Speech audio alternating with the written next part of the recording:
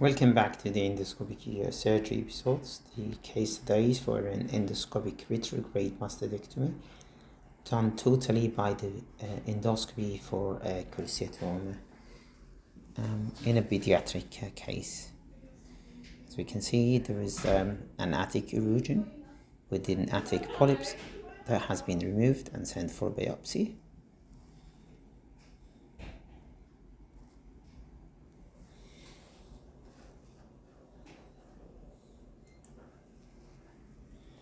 As usual, we started with the tympanomeated flap to be raised up.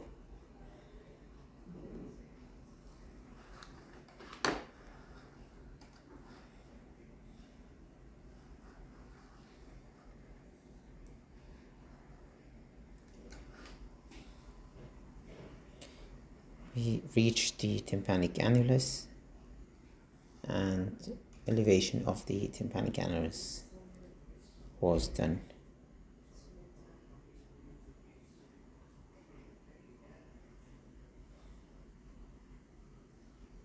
As you can see, that the area of the ravenous notch, and once we elevate the ravenous notch, reaching the middle ear cavity and the attic, we can see there is a white mass behind the intact tympanic membrane.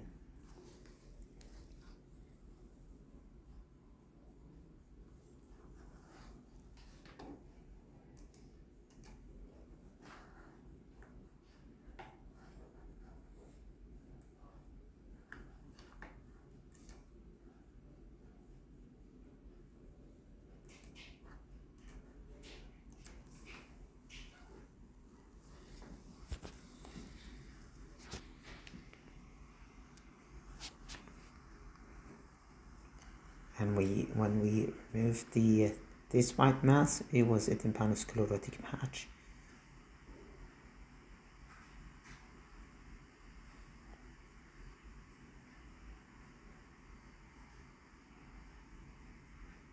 And also below this tympanosclerotic patch, there was a barely white material or mass, which is the cholesteatoma. So again, remove the tympanosclerotic patch from the tympanic membrane.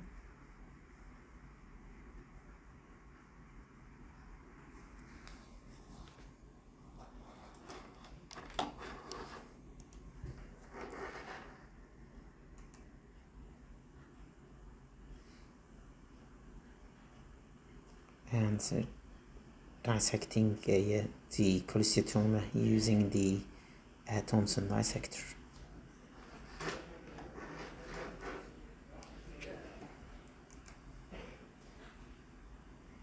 So again, keep dissecting the cholesteatoma from the sinus tympani.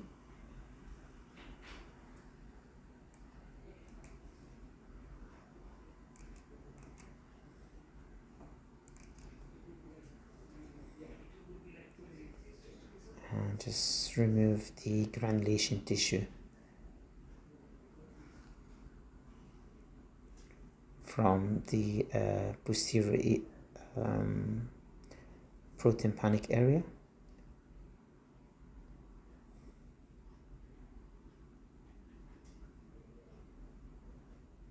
And this is the remaining of the incus as well, which has been removed.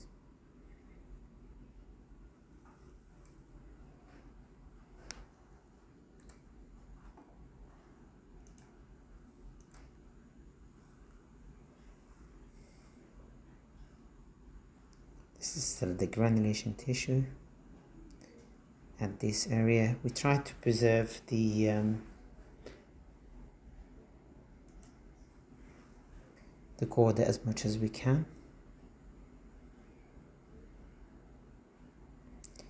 And now to reach the end of the cholesteatoma, we use the curette to get into the attic area.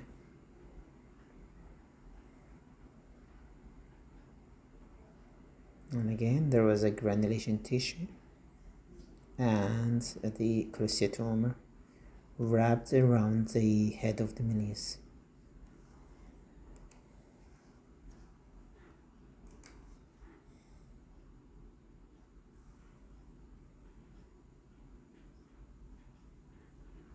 So we have removed the head of the milius with the surrounding granulation tissue.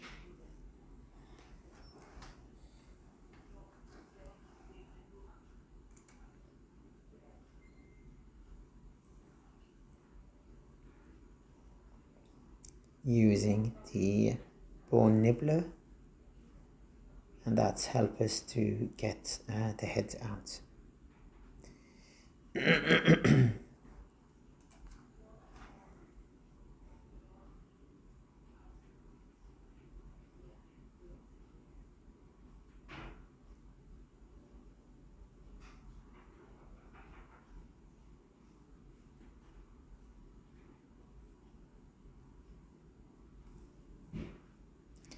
And now I'm trying to get to the end of the cholesteatoma sac at the anterior epitympanum as well.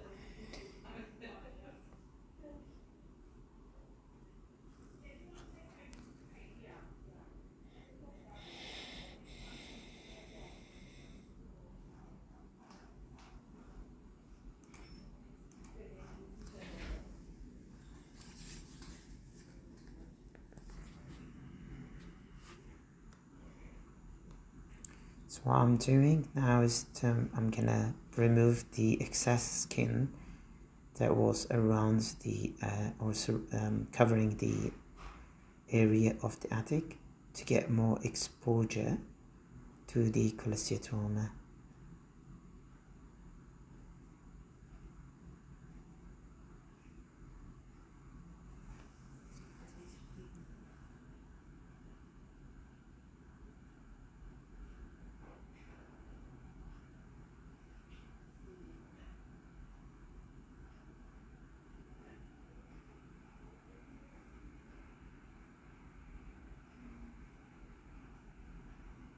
So still, this is the area of the supratubal area, so, hence the anterior epitympanum. So I've removed the cholesteatoma and the granulation tissue from that side. Keep dissecting the cholesteatoma sac from the anterior epitympanum.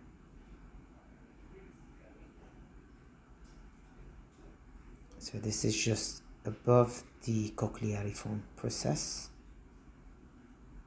and the fission nerve as well.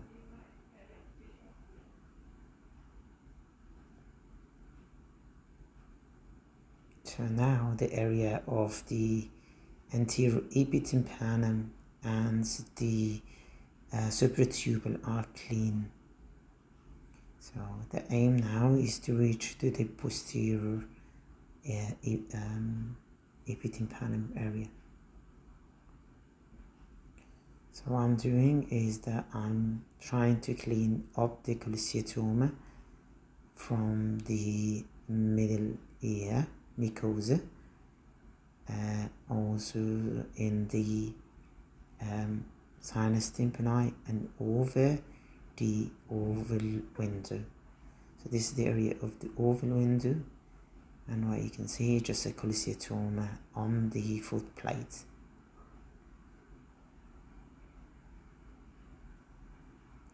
There was a little bit of a bleeding from the tensor tympani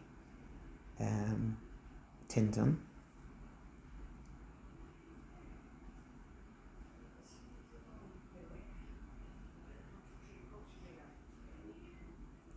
So in this area we avoid to cauterize. It's just you need to put some saline to clear it up. This is the area of the sinus tympani and the area of the oval window. And what's left there is the tendon there, the tendon of the stapedius muscle. So now is that the trying to get and feel how much left inside. Do we need to do more drilling or not? And I'm just feeling also the fission nerve. A lot of time the fission nerve is exposed in this area.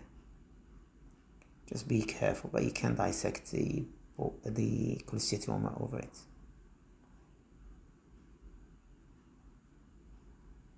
I use the suction as a curate as well.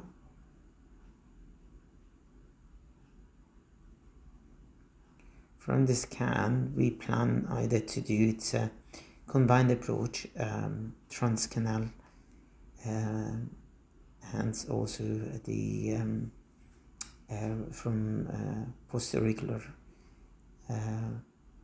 drilling, or total endoscopic, depend on how much that we can access through the canal.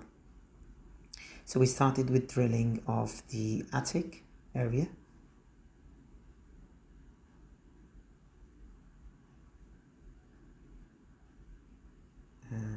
to dissect the cholesteatoma of the area.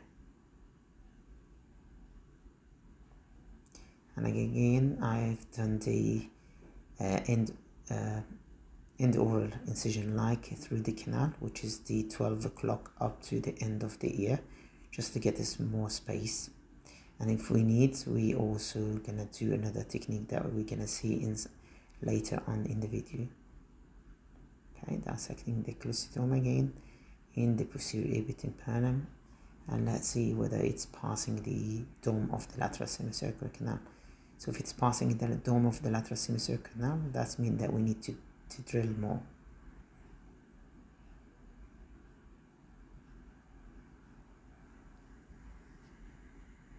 So you can see that we cleaned the cholesteatoma from the fissure nerve, but still a little bit of the cholesteatoma over the lateral semicircular canal and at the area of the aditus ad antrum.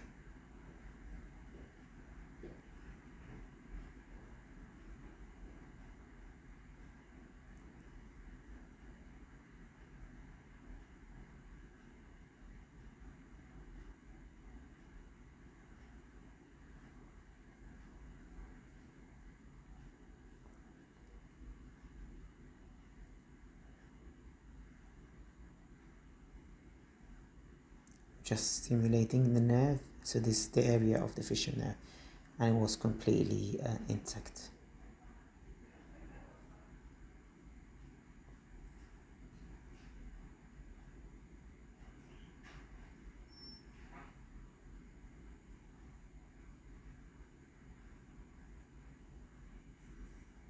So the area of the facial bridge, I use the curette and just very slow drilling with the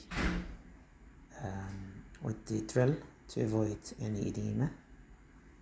So now what we have found that the cholesteatoma have passed the dome of the lateral semicircular canal. So this is the dome of the lateral semicircular canal.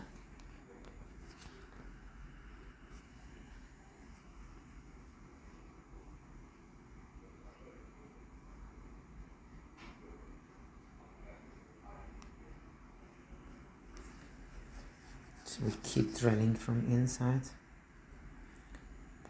As you can see, this is the area of the dome of the lateral semicircular canal.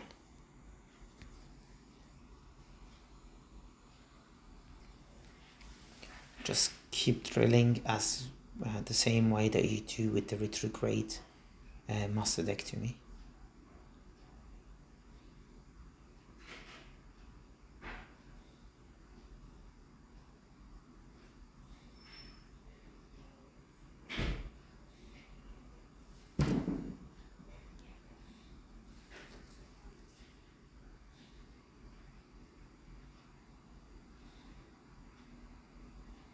So now we found that we have drilled much from the ear canal, so that's we may end up with a cavity. So we need to make sure that we can get a proper access to the end of this cavity. So just trying to measure how much left inside the mastoid in this case, whether there is any hidden areas like the sinusoidal area full of cholesteatoma or not. So you can see we've passed the lateral semicircular canal in this case.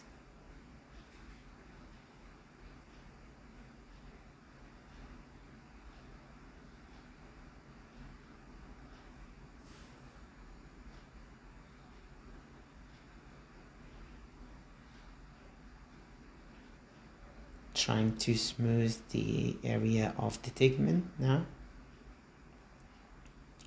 Either the tegmen tympani or the tegmen mastodi, which is the area of at the epitympanum or at the mastoid antrum.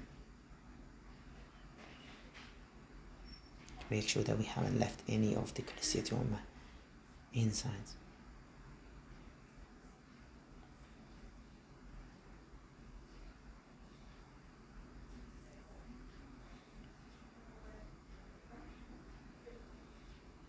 So now I've extended my cut a little bit to the outer bit of the ear canal, the cartilaginous part, and flick inside the area of the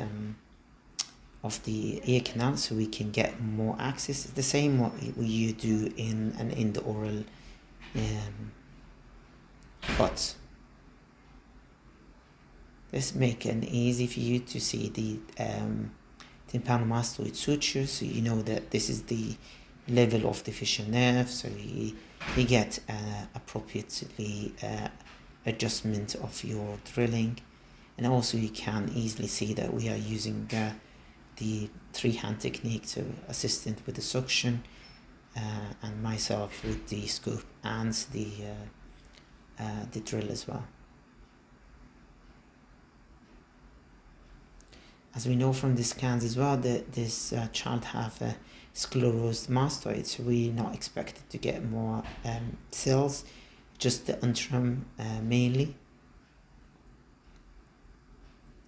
So you can see this is the end of the cholesteatoma, sac nicely being taken out.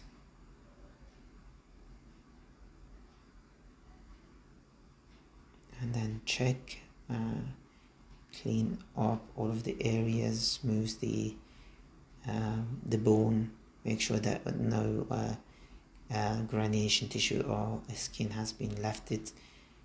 Also to smooth out the edges of the bone, so the reconstruction will be more easier.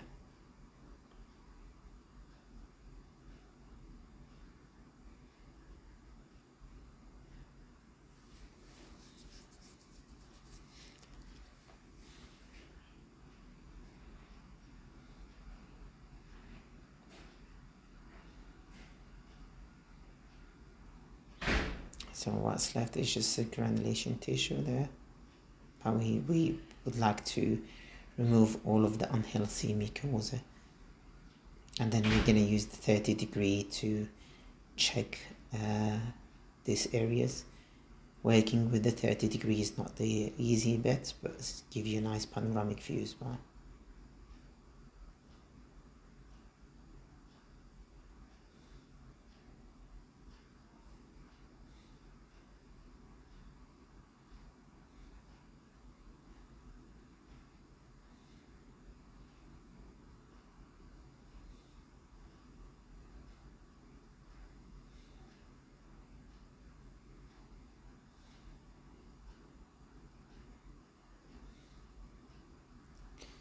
So I've returned back to the 0 degree, as you can see that the 30 degree is not the easy bit to work with, but now just checking the Eustachian tube. So, and then just make sure that it's patent, so I just put the curved suction inside, flush in, and make sure that the air comes out. As you can see, that means the Eustachian tube has been opened up.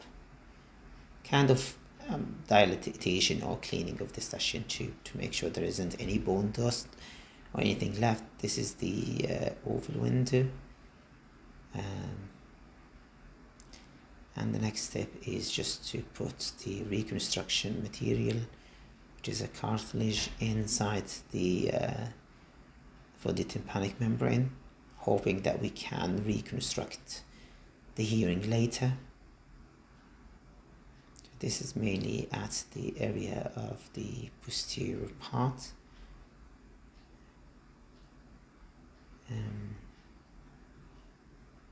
And we find that we need to support the whole the whole tympanic membrane, so it was weak, so we left this a small piece for the ossiculoplasty later on.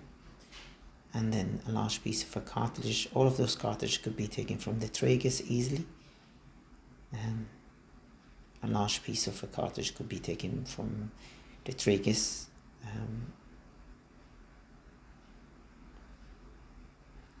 And now I'm reconstructing the attic area. Sometimes those cartilage started to shrink down, and this is not a big issue, especially we support this area with the perichondrium, and sometimes using the biodesign, which is the natural dissolvable kind of a material that is used to support the tympanic membrane or your reconstruction. I stopped using them as a primary type of a graft, but I still like them to be like a support for your graft, especially if you do this type of a placide type of cartilage. So those are placided arrangement.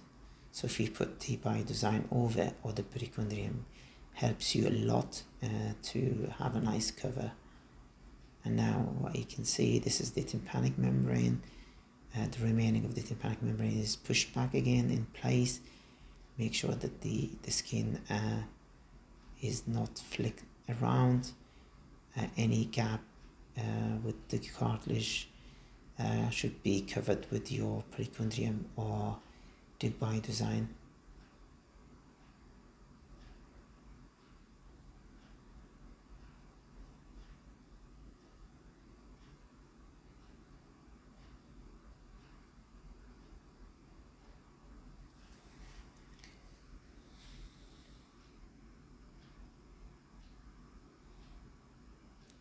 So once you're happy with your reconstruction, you can put the gel foam and small pieces of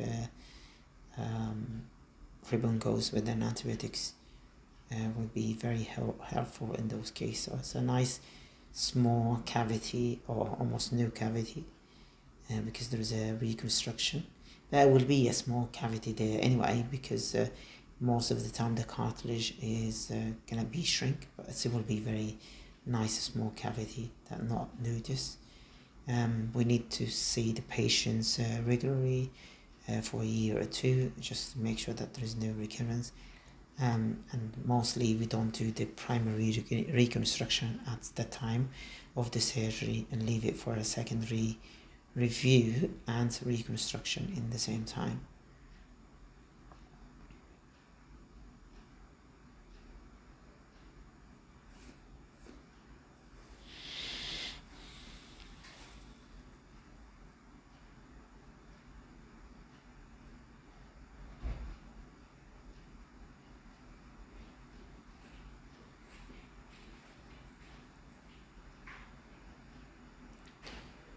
And thank you for watching our endoscopic ear surgery episodes.